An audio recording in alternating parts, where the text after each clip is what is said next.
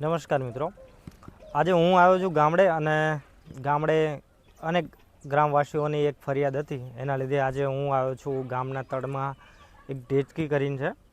ત્યાં ઘણા બધા ગ્રામવાસીઓને સમસ્યા હતી અને ઘણી બધા ફોન અને મેસેજ દ્વારા મને મેસેજ મળ્યો હતો. એટલે આપણે અહીંયા વિઝિટ કરવા માટે આવ્યા હતા અને અહીંયા હાલમાં હું આવ્યો છું. એટલે અહીંયા બહુ બધી ગંદકી, પાણીનો નિકાલ નથી અને ઘણી લગભગ 2 વર્ષથી આ સમસ્યા ઊભી છે. હજુ સુધી કોઈએ આની તપાસ કરી નથી. હું તમને દેખાડું કે આપણે આ જોઈએ આગળ એ દ્રશ્યો તમે જોજો કે અહીંયા આ ગામની સમસ્યા અને આ ગામના કેવા હાલ છે હું તમને બતાવું.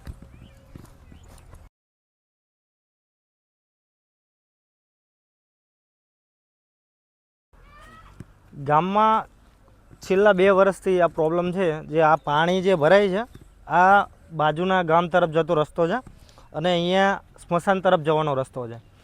હવે આ એવો વિસ્તાર છે કે જે અહીંયા 24 કલાક આવવા જવામાં આ રસ્તો વપરાતો હોય છે. હવે આ અહીંયા ઢીંચણ સુધીનું અહીંયા પાણી ભરાયેલું છે. એ પાણી ભરેલું છે એ છેલ્લા 2 વર્ષથી ભરેલું છે. અહીંયા આજુબાજુમાં રહેતા ગ્રામવાસીઓ એનું બીમારીનું કારણ બની શકે છે અને અહીંયા અકસ્માત પણ વધારે સર્જાઈ શકે છે. કારણ કે આ આવવા જવાનો 24 કલાક માટે વપરાતો રસ્તો છે અને અહીંયા બાઇકથી અવર જવર થતી હોય ત્યારે ગાડીમાં કોઈ પણ પડી જાય તો અહીંયા અકસ્માત થઈ શકે તેમ છે. હવે અહીંયા સ્મશાન તરફ જવાનો પણ રસ્તો છે.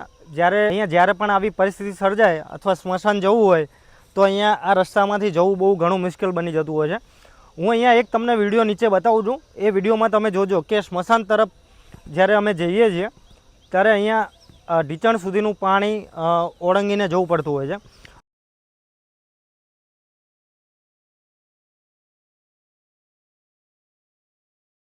હવે આ રસ્તો બનાવવા માટે કોઈએ પણ હજુ સુધી કંઈ ફરિયાદ કરી નથી અને ફરિયાદ કરીએ છીએ તો કોઈ હજુ સુધી જવાબ મળેલ નથી. અહીંયા હું કેમેરામેનને કહીશ કે આ આખું દ્રશ્ય એમને બતાવે કે આજુબાજુના ખેતરવાળાને પણ ઘણું નુકસાન થઈ રહ્યું છે, પણ છતાં હજુ કોઈ સુધી અહીંયા વિઝિટ લેવા માટે કે કોઈએ ધ્યાનમાં લીધું નથી. હું કેમેરામેનને વિનંતી કરીશ કે આ દ્રશ્ય એમને બતાવો જેથી આ વિડીયો આગળ સુધી જાય તો લોકોને ખબર પડે કે ગ્રામવાસીઓ અહીંયા કેટલા હેરાન થઈ રહ્યા છે.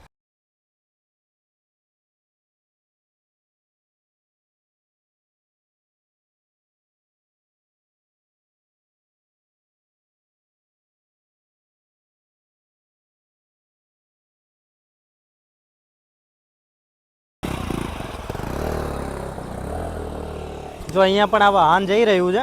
તમે જોઈ શકો છો કે અહીંયા કેટલું પાણી ભરાયેલું છે કે અહીંયા વાહનને આવવા જવામાં પણ મુશ્કેલી પડે. જો એ રસ્તો આ રોજિંદા જવાવાળાને ખબર હોય કે આ રસ્તો આ રહ્યો છે, બાકી જો આડોઅવળો અહીંયા બાઇક ચાલકને કોઈ ખબર ના હોય તો આ રસ્તામાં પડવાની ખૂબ જ સંભાવના છે.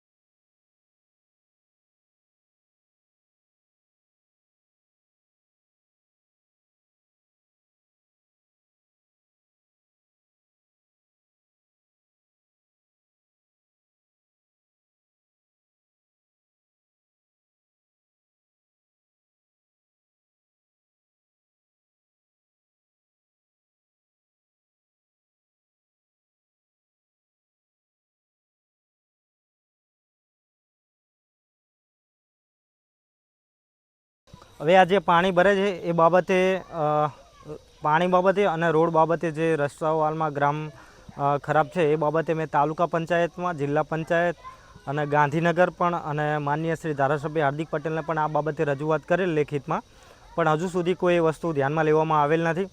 તેથી હું વિનંતી કરું છું કે માનનીય શ્રી ધારાસભ્ય શ્રી હાર્દિકભાઈ પટેલ અને તાલુકા પંચાયત અને ગ્રામ વિકાસના માધ્યમે આ ધ્યાનમાં આવે તેવી મારી વિનંતી છે. એક જાગૃત નાગરિક તરીકે ફરિયાદ કરેલ છતાં પણ હજુ સુધી કોઈએ ધ્યાનમાં લીધેલ નથી. તો મારી હાર્દિક પટેલને અને જિલ્લા પંચાયત અને ધ્યાનમાં લેવા વિનંતી. અને આપણી બાજુમાં અહીંયા બાજુમાં જે ખેતર છે અને જે ઘર છે એમની પણ આપણે મુલાકાત લઈશું અને એમને પણ આપણે બોલાવીશું અને એમને કહીશું કે આના લીધે એમને શું તકલીફ પડે છે. દાદા, કેવી અને કઈ તકલીફો પડી રહી છે? હવે આ પંચાયત બોર્ડનું પાણી અંદર આવે છે, બરાબર. અમે તો કહીએ છીએ કે ભાઈ અંદરથી આગળ 1 કિલોમીટર અંડરગ્રાઉન્ડ લાઈન નાખી દો, એટલે આ પંચાયતની લાઈનનું પાણી અમારા ખેતર હોવાથી 4 ખેતર વટીને વયું જાય. બરોબર. આ બીજું કઈ તકલીફ નથી. ચોમાસાનું પાણી તો વયું જાય, પણ શું હવે અત્યારે તો અમારો પાક તૈયાર થઈ ગયો, હવે પાકનું અંદર પાણી તો જવા દેવાય. અહીંયા તમારે ખેતીનું પણ નુકસાન થતું હશે? હા, થાય તો ખરું જ ને. અહીંયા ખેતીનું પણ ભારે નુકસાન થાય છે, કેમ કે આ કન્ટિન્યુ આ પાણી ભરી રહેવાના કારણે અહીંયા ખેતીમાં પણ ભારે નુકસાન જોવા મળતું છે. અને દાદા, અહીંયા બીમારી પણ તમને અહીંયા બીમારી લાગે, માસ મચ્છર બધું જ લાગે જ ને. એટલે અહીંયા દાદાનું પણ એવું કહેવું છે કે અહીંયા પાણી ભરાવાના કારણે એ અહીંયા પાછળ જ રહે છે, એટલે એમને વધારે મુશ્કેલી જોવા મળતી હોય છે. અને હજુ આવા નવા ઘર પાછળ પણ છે, એમને પણ વધારે આવી મુશ્કેલી છે. દાદા, બીજી કોઈ આ પાણીના લીધે તમને કોઈ સમસ્યા થતી હોય? સાધન વાળા જેટલા આવે આ બધાને સમસ્યા તો થાય, કારણ કે પંચાયત બોર્ડનું પાણી તલાવડામાં આવે છે. હવે અમે તો પાક તૈયાર થઈ ગયો, બરાબર.